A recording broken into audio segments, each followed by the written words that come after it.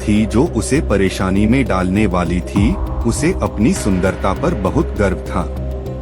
वह हमेशा दूसरों की सुंदरता को तुच्छ समझती और उनका मजाक उड़ाती थी।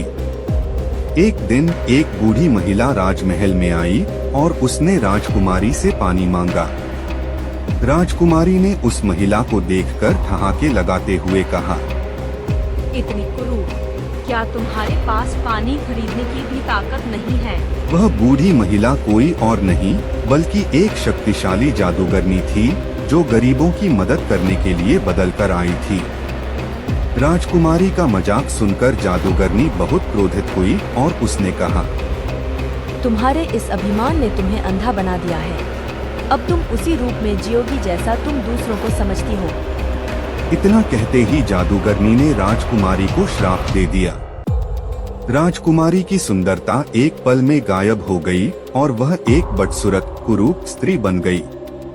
उसका चेहरा बेजान हो गया, उसकी आंखें धुंधली हो गईं और उसके बाल बेतरतीब हो गए।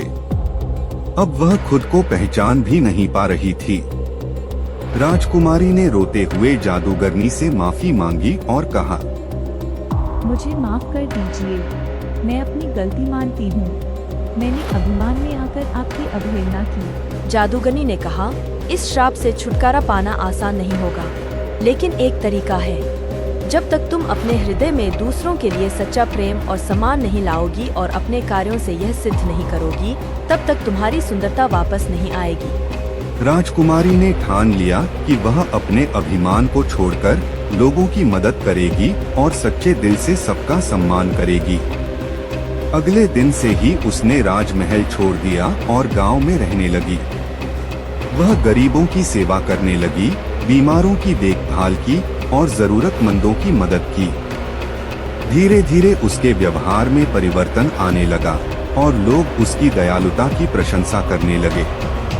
कई महीनों के बाद जब उसने पूरी तरह से अपने अभिमान को त्याग दिया और सभी से प्रेम और करुणा से पेश आने लगी, तो जादूगरनी फिर से उसके सामने प्रकट हुई।